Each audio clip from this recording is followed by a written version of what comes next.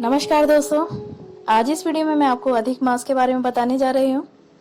इस बार 17 सितंबर को श्राद्ध समाप्त हो रहे हैं और 18 सितंबर से अधिक मास शुरू हो रहा है। अधिक मास 16 अक्टूबर तक चलेगा। इसके बाद 17 अक्टूबर से नवरात्रि मनाई जाएगी। हिंदू पंचांग के अनुसार इस साल अश्विनी मास में अधिक मास है। इसका अर्थ है कि इस साल 2 अश्विन मास होंगे। अश्विन मास में ही नवरात्रि और दशहरे का त्योहार मनाया जाता है। हिंदू कैलेंडर में हर 3 साल में एक बार एक अतिरिक्त माह का प्राकट्य होता है, जिसे अधिक मास, मलमास या पुरुषोत्तम मास के नाम से जाना जाता है। हिंदू धर्म में इस माह का विशेष महत्व है। संपूर्ण भारत की हिंदू धर्मपरायण जनता इस पूरे मास में पूजा पाठ, भगवत भक्ति, व्रत, उपवास, जल और योग आदि का धार्मिक कार्यों में संलग्न रहती है। ऐसा माना जाता है कि अधिक मास में किए गए धार्मिक कार्यों का किसी भी अन्य माह में किए गए पूजा पाठ से 10 गुना अधिक फल मिलता है। यही वजह है कि श्रद्धालु जन अपनी पूरी श्रद्धा और शक्ति के साथ इस मास में भगवान को प्रसन्न कर अपना इहलोक तथा परलोक सुधारने में जुट जाते हैं। अब सोचने वाली बात यह है कि यदि ये माह इतना ही प्रभावशाली और पवित्र है, तो ये हर सिर्फ 3 साल में ही क्यों आता है? आखिर क्यों और किस कारण से इसे इतना पवित्र माना जाता है? इसे एक माह को 3 विशिष्ट नामों से क्यों पुकारा जाता है? इसी तरह के तमाम प्रश्न स्वाभाविक रूप से हर जिज्ञासु के मन में आते हैं। तो आज ऐसे ही कई प्रश्नों के उत्तर और अधिक मास को गहराई से जानते हैं। अधिक मास वशिष्ठ सिद्धांत के अनुसार भारतीय हिंदू कैलेंडर सूर्य मास और चंद्र मास की गणना के अनुसार चलता है। अधिक मास चंद्र वर्ष का एक अतिरिक्त भाग है। हिंदू धर्म में अधिक मास के दौरान सभी पवित्र कर्म वर्जित माने गए हैं। माना जाता है कि अतिरिक्त होने के कारण यह मास मलिन होता है। इसलिए इस मास के दौरान हिंदू धर्म के विशिष्ट व्यक्तिगत संस्कार जैसे नामकरण, यज्ञोपवीत, विवाह और सामान्य धार्मिक संस्कार जैसे गृह प्रवेश, नई मूल्य बहुमूल्य वस्तुएं आदि नहीं खरीदी जाती हैं। मलिन होने के कारण इस मास का नाम मलमास पड़ गया है।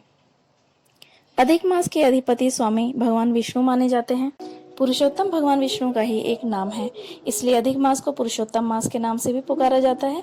इस विषय में एक बड़ी ही रोचक कथा पढ़ने को मिलती है। कहा जाता है कि भारतीय मनुष्यों ने अपनी गणना पद्धति से हर चंद्रमास के लिए एक देवता निर्धारित किए। चूंकि अधिक मास सूर्य और चंद्रमास के बीच संतुलन बनाने के लिए प्रकट हुआ, तो इस अतिरिक्त मास का अधिपति बनने के लिए कोई भी देवता तैयार नहीं हुआ। ऐसे में ऋषि मुनियों ने भगवान विष्णु से आग्रह किया कि वे इस मास का भार अपने ऊपर ले लें। तो भगवान विष्णु ने इस आग्रह को स्वीकार किया और इस तरह ये मलमास के साथ पुरुषोत्तम मास भी बन गया। अधिक मास के लिए पुराणों में बड़ी ही सुंदर कथा सुनने को मिलती है। ये कथा दैत्यराज हिरण्यकश्यप के वध से जुड़ी है। पुराणों के अनुसार दैत्यराज हिरण्यकश्यप ने एक बार ब्रह्मा जी को अपने कठोर तप से प्रसन्न किया और उनसे अमरता का वरदान मांगा। चूंकि अमरता का वरदान देना निषिद्ध है, इसलिए ब्रह्मा जी ने उसे कोई अन्य वरदान मांगने को कहा।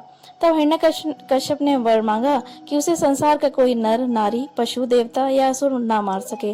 वे वर्ष के 12 महीनों में मृत्यु को प्राप्त ना हो। जब वह मरे तो न दिन हो न रात हो। वह न किसी अस्त्र से मरे न किसी शस्त्र से। उसे न घर में मारा जाए न घर के बाहर मारा जाए। इस वरदान के मिलते ही हिरण्यकश्यप स्वयं को अमर मानने लगा और उसने खुद को भगवान घोषित कर दिया। समय आने पर भगवान विष्णु ने अधिक मास में नरसिंह अवतार यानी आधा पुरुष और आधे शेर के रूप में प्रकट हुए। शाम के समय देहरी के नीचे अपने नाखूनों से हिरण्यकश्यप का सीना चीरकर उसे मृत्यु के द्वार पहुंचा दिया। हिंदू धर्म के अनुसार प्रत्येक जीव पंच महाभूतों से मिलकर बनता है। इन पंच महाभूतों में जल, अग्नि, आकाश, वायु और पृथ्वी सम्मिलित है। अपनी प्रकृति के अनुसार ही पांचों तत्व प्रत्येक व्यक्ति के न्यूनाधिक रूप में निश्चित करते हैं। अधिक मास में समस्त धार्मिक कृत्यों, चिंतन, मनन, ध्यान, योग आदि के माध्यम से साधक अपने शरीर में समेत इन पांचों तत्वों में संतुलन स्थापित करने का प्रयास करता है। इस पूरे मास में अपने धार्मिक और आध्यात्मिक प्रयासों में प्रत्येक व्यक्ति अपनी भौतिक और आध्यात्मिक उन्नति और निर्मलता के लिए उद्यत होता है। इस तरह अधिक मास के दौरान किए गए प्रयासों से व्यक्ति हर 3 साल में स्वयं को बाहर से स्वच्छ कर परम निर्मलता को प्राप्त कर नई ऊर्जा से भर जाता है। ऐसा माना जाता है कि उस दौरान किए गए प्रयासों से समस्त कुंडली दोषों का भी निराकरण हो जाता है। आमतौर पर अधिक मास में हिंदू श्रद्धालु व्रत, उपवास, पूजा पाठ, ध्यान, भजन, कीर्तन, मनन को अपनी दिनचर्या बनाते हैं। पौराणिक सिद्धांतों के अनुसार इस मास के दौरान यज्ञ हवन के अलावा श्रीमद् भागवत पुराण, श्रीमद् भागवत कथा, श्री विष्णु पुराण आदि का पठन पाठन करना चाहिए। अधिक मास के अधिष्ठा भगवान विष्णु हैं, इसलिए इस पूरे समय में विष्णु मंत्रों का जाप अवश्य लाभकारी होता है। ऐसा माना जाता है कि अधिक मास में विष्णु मंत्र का जाप करने वाले साधकों को भगवान विष्णु स्वयं आशीर्वाद देते हैं, उनके पापों का शमन करते हैं, उनकी समस्त इच्छाएं पूरी करते हैं। तो दोस्तों, ये है अधिक मास की कथा और इसके बारे में जानकारी। अगर आपको मेरा चैनल पसंद आया है तो प्लीज़ मेरे चैनल को लाइक और सब्सक्राइब करें, ताकि और अन्य कथाओं का नोटिफिकेशन आप तक आता रहे। तब तक आगे दीजिए, धन्यवाद।